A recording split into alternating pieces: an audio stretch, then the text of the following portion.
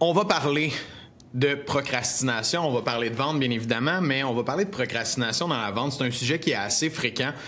C'est des enjeux, voire même qu'on travaille assez souvent avec nos clients, avec notre staff, des fois, voire même.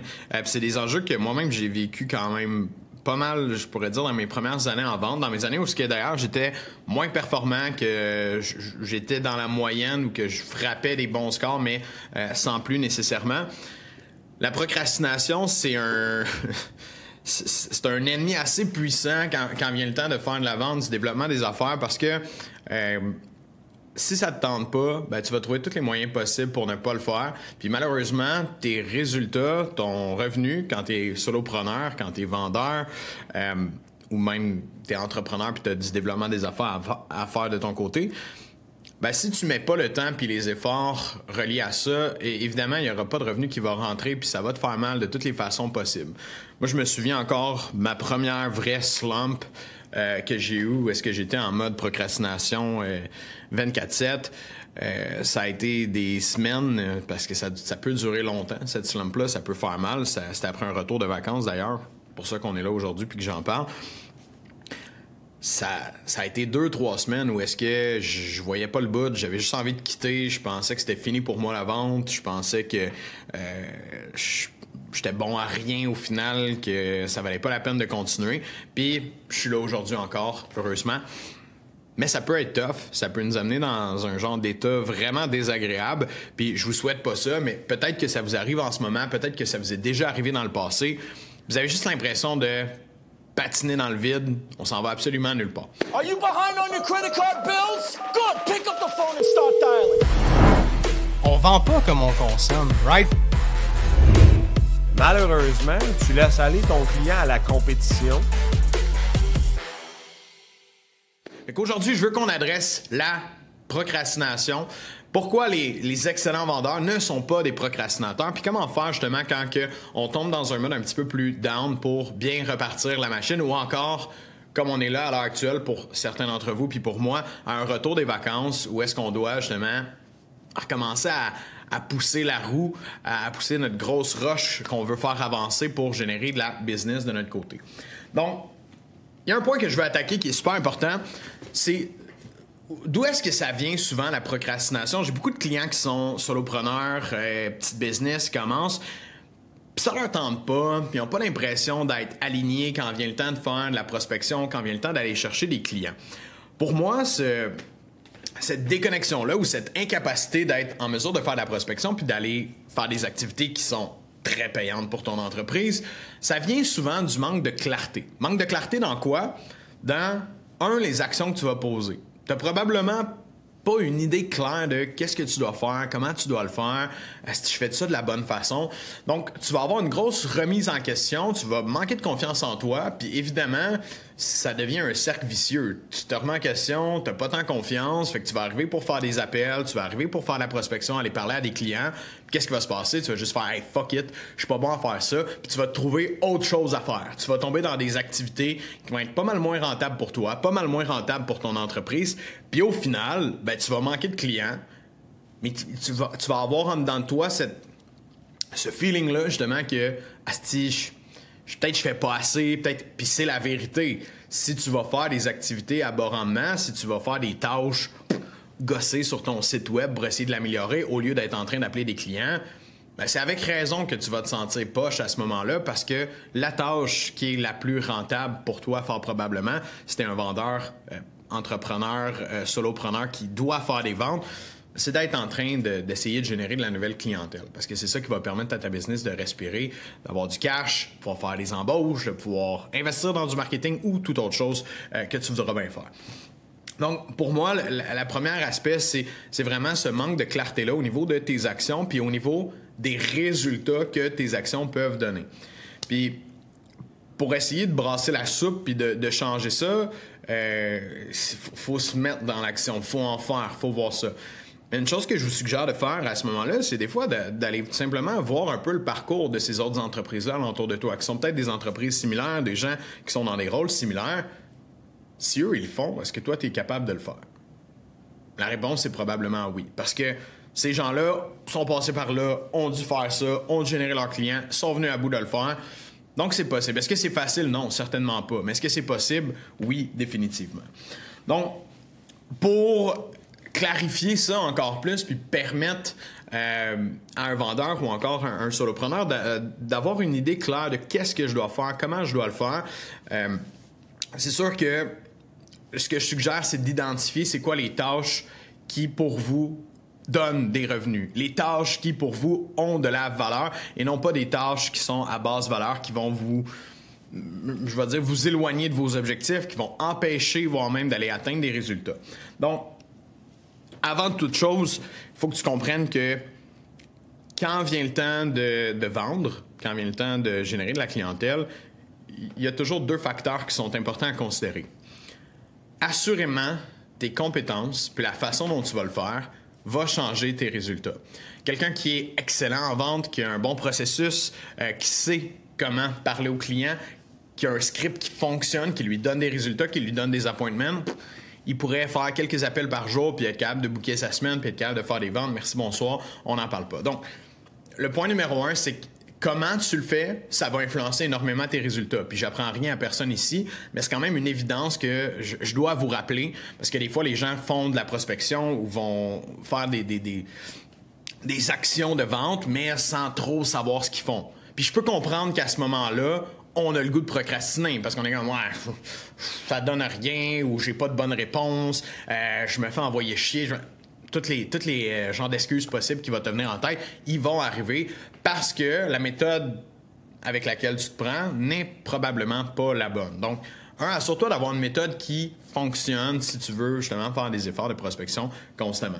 La deuxième chose, c'est qu'il y a un numbers game dans la vente quand même. Puis il y a des gens qui vont être en désaccord de ça, mais ça reste qu'on ne contrôle pas la personne de l'autre côté. C'est-à-dire que, puis courte histoire, mais tu sais, je l'ai déjà expliqué, je pense, sur d'autres podcasts, mais quand j'étais au porte-à-porte, une des choses qui me tenait motivé, puis que je savais garder mon énergie puis mon calme à travers une journée ou une soirée de porte-à-porte, parce que je vendais au porte-à-porte initialement, ben c'est que je savais que le numbers game existait. Puis je savais que sur une centaine de portes, j'allais faire en moyenne 2 ou 3 ventes.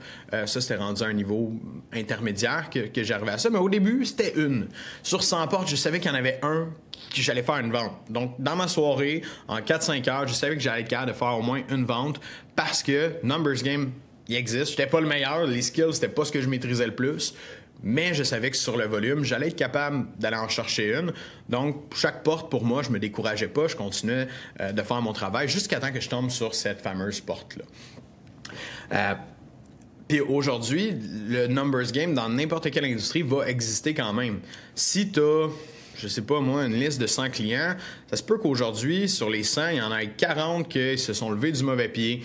Même si tu as le meilleur pitch au monde, même s'ils ont besoin de tes services, même si tu es le meilleur vendeur, ça se peut qu'ils t'envoient chier. Ça se peut qu'ils te répondent pas. Ça se peut qu'ils te ghostent. Puis ça se peut parce que il y a des conditions externes sur lesquelles tu n'as aucun contrôle qui vont arriver d'une façon ou d'une autre.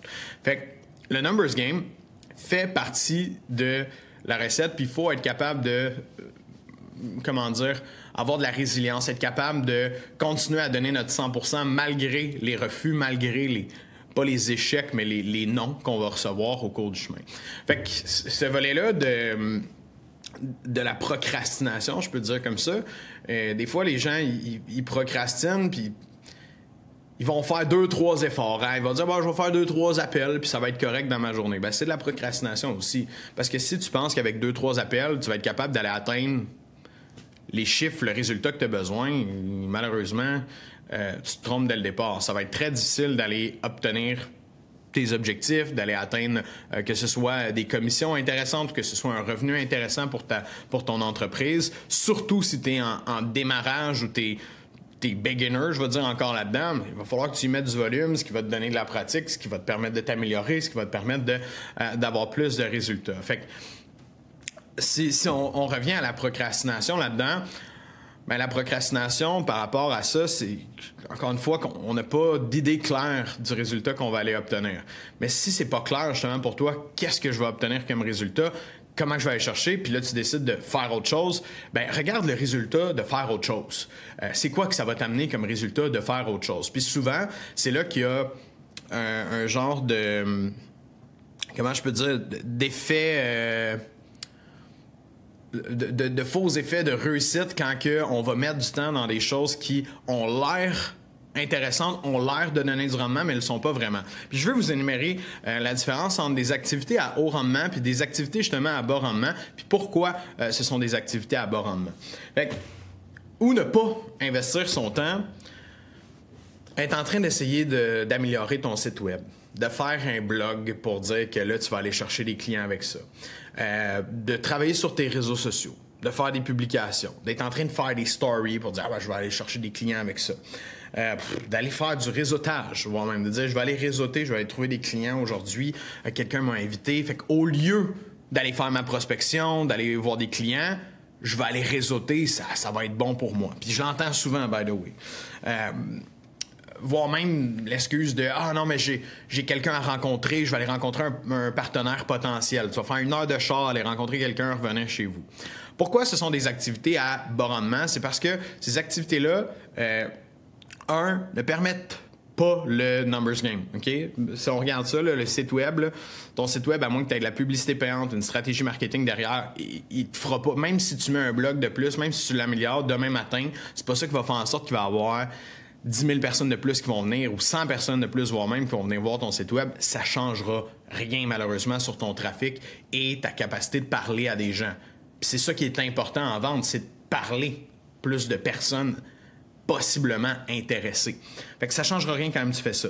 Tes réseaux sociaux, à moins que tu sois un as des réseaux sociaux, que tu aies une stratégie qui fonctionne déjà, que tu mettes du temps, de l'énergie là-dedans, puis qu'à chaque fois que tu fasses une publication, tu as un retour, puis tu as des clients qui viennent te parler.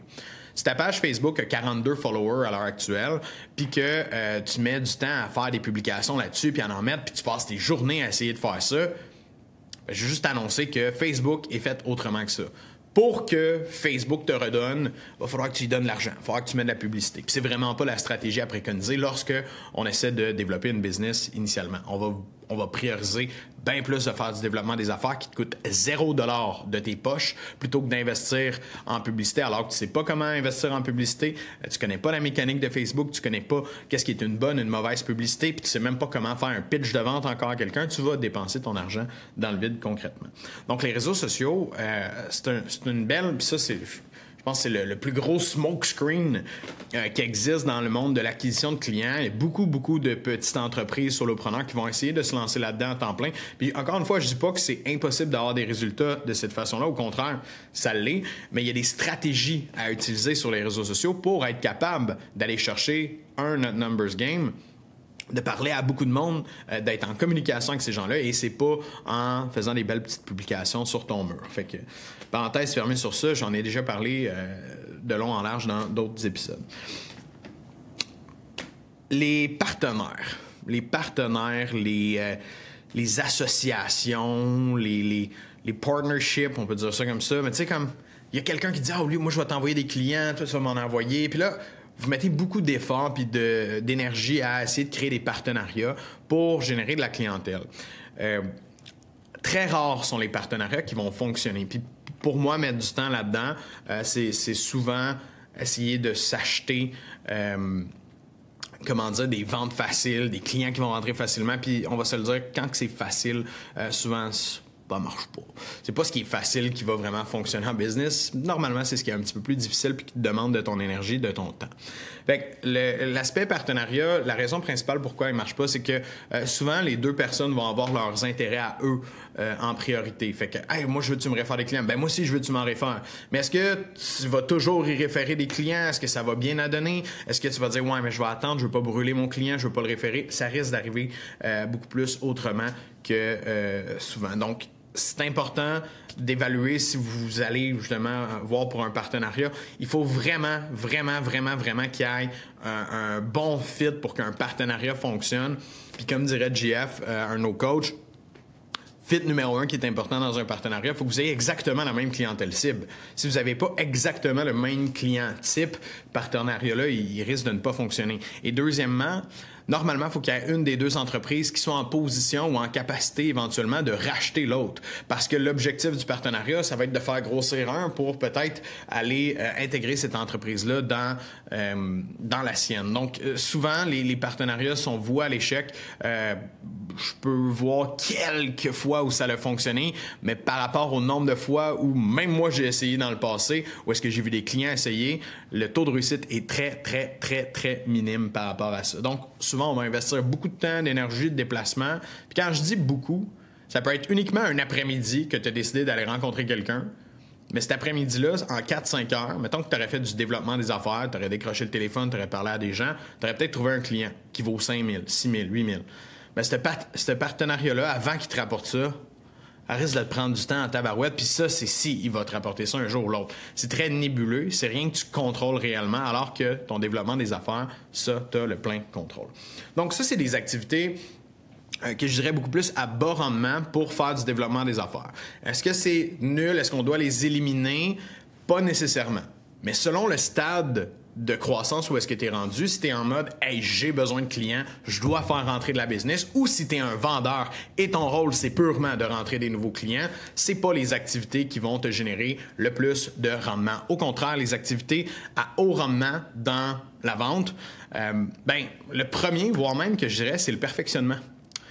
Drôlement, c'est même pas de faire des appels, c'est même pas de parler à des clients. La première activité que tu peux faire qui va t'aider à faire plus de ventes, c'est de te perfectionner. Parce que je vois beaucoup de gens qui se pratiquent sur les clients, qui arrivent pas préparés, qui n'ont pas revu leur script, qui n'ont pas revu leur pitch, qui n'ont pas préparé leur rencontre qu'ils allaient faire avec le client. Donc, tout le volet perfectionnement dans la vente, c'est là où tu travailles sur toi, sur tes compétences, sur ta capacité à être meilleur. Puis on se rappelle, il y a deux choses. Skills game, numbers game. Donc, tes compétences sont importantes et le nombre de gens à qui tu parles est important aussi. Donc, si tu travailles sur ton skills game et tu travailles à parler à plus de personnes, ça va être la recette parfaite pour te permettre de faire plus de ventes à la fin de la journée. Au-delà de ça, les activités simples qui vont te donner un haut rendement.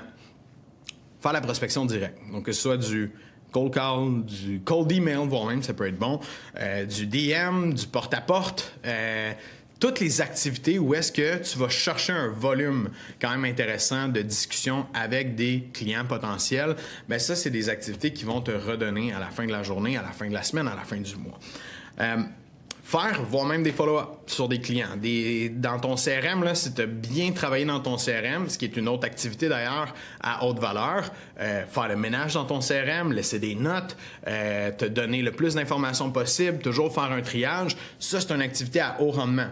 Parce que de bien travailler dans un CRM, dans ton système de gestion des clients, mais quand tu vas arriver pour retourner faire des appels, quand tu vas arriver pour retourner faire un suivi, tu ne seras pas dans « Ah, que j'ai fait, c'est quoi lui? Comment j'y ai parlé la dernière fois? » Non, tu vas savoir exactement sur quel bouton peser quand tu vas l'appeler. Tu vas avoir exactement la bonne approche pour te permettre de peut-être booker une rencontre avec cette personne-là et en faire un nouveau client éventuellement.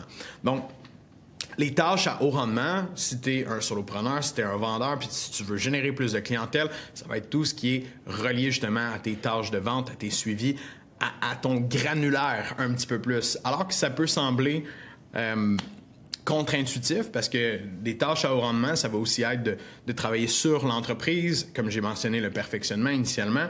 De faire des tâches comme ça directement dans la vente vont te soulever, en fait, vont te donner un levier vraiment intéressant que tu vas pouvoir utiliser pour justement réinvestir dans ton entreprise, générer plus de clients, etc. Donc, tu veux vraiment focusser sur ça. Fait que ménage CRM, remplir ton CRM, faire des appels, faire des rencontres découvertes avec des clients, faire des pitchs, préparer ton pitch, te perfectionner. Toutes des tâches à haut rendement que tu veux mettre constamment dans ton, dans ton day-to-day au niveau des ventes. Fait que si en ce moment, tu te sens un peu perdu, puis là, tu te dis, je ne sais pas trop comment appliquer mon plan de match, je ne sais pas quoi faire. Prends le temps d'évaluer c'est quoi les genres de tâches que tu fais. Est-ce que c'est des tâches qui t'apportent du volume? Est-ce que c'est des tâches qui te permettent de parler à beaucoup de personnes? Est-ce que c'est des tâches qui te mettent dans l'action? Ou est-ce que c'est des tâches beaucoup plus passives puis que tu te croises les doigts pour avoir des résultats? Si en ce moment, tu as l'impression que, justement, tu es dans l'actif, tu fais des actions, tu essaies des choses, et ça fonctionne pas. Parce que c'est là où ce que les gens vont venir qu'à se décourager. Ils vont faire de la prospection, vont faire des efforts, puis là, ça fonctionne pas, puis là, ils vont se revirer vers « je suis tanné ». Fait que je vais aller faire mes réseaux sociaux, je vais aller gosser dans mon site web parce que là, j'ai assez fait de développement des affaires, j'ai assez fait de prospection. Si c'est ta réalité, je t'invite à travailler sur ton perfectionnement, travailler sur devenir meilleur. Il y a plein de contenus qu'on a en ligne sur YouTube, dans le podcast directement. On a un blog, on a des outils gratuits qu'on donne à l'intérieur de notre groupe Facebook, l'Académie de la vente. Va essayer de te perfectionner, va travailler sur tes compétences, va travailler sur tes processus, comment tu fais les choses. Prends un moment pour faire ça et retourne à l'action avec quelque chose d'un petit peu plus concret. C'est la meilleure chose que tu peux faire si tu veux essayer d'aller chercher des résultats. Puis je dis de voir notre stock, là, mais il y a plein d'autres gens aussi qui font ça aux États-Unis, ailleurs. Donc, va voir sur YouTube, là, tout simplement, des cours de vente. Tu vas être capable de trouver du contenu. Si tu as besoin d'un accompagnement, viens nous voir directement. Ça va nous faire plaisir. On va prendre une rencontre avec toi pour voir si on peut t'aider. Mais à la base, travaille sur tes compétences et tu vas être capable d'aller chercher des meilleurs résultats. Pivote pas à faire des activités à bas rendement qui vont te rapporter peut-être quelque chose. C'est une illusion que tu te fais que ça va payer. Travaille sur toi, travaille sur tes compétences et tu risques de revoir la monnaie de ta pièce beaucoup plus rapidement. Donc, comment faire pour repartir la machine avec toutes les informations que vous avez maintenant? Comment bien faire pour repartir la machine? C'est d'avoir une idée claire, avoir une vision claire de qu'est-ce qu'on doit faire, comment on doit le faire et quel type de résultat ça va nous donner à la fin de la journée. Si vous n'avez pas ces réponses-là, qu'est-ce que je dois faire? Comment je dois le faire? C'est quoi les résultats que ça va me donner? Allez les chercher. Soyez un peu plus mobilisés pour aller chercher ces résultats-là. Si je fais de la prospection, comment ça peut me... Vous pouvez poser des questions à l'intérieur du groupe Facebook. Vous pouvez venir nous écrire à nous poser des questions sur ça. Qu'est-ce que je devrais m'attendre? Qu'est-ce que je devrais... Allez-y, ça coûte absolument rien de le faire. Power of asking. Demandez une chose, vous allez avoir une réponse. Si vous ne demandez rien, si vous restez là puis vous pivotez à faire d'autres choses, malheureusement... va être difficile d'avancer. Fait que c'est mon conseil pour ça, pour repartir la machine, ayez de la clarté, sachez quelles actions faire, qu'est-ce que ça va vous donner ces actions-là, quels résultats vous pouvez vous attendre de ça et vous allez avoir la bonne motivation pour pousser la machine dans le bon sens. Fait que sur ce, je vais vous souhaiter à tous et à toutes d'excellentes ventes puis on se revoit la semaine prochaine pour un autre petit podcast. Ciao, ciao.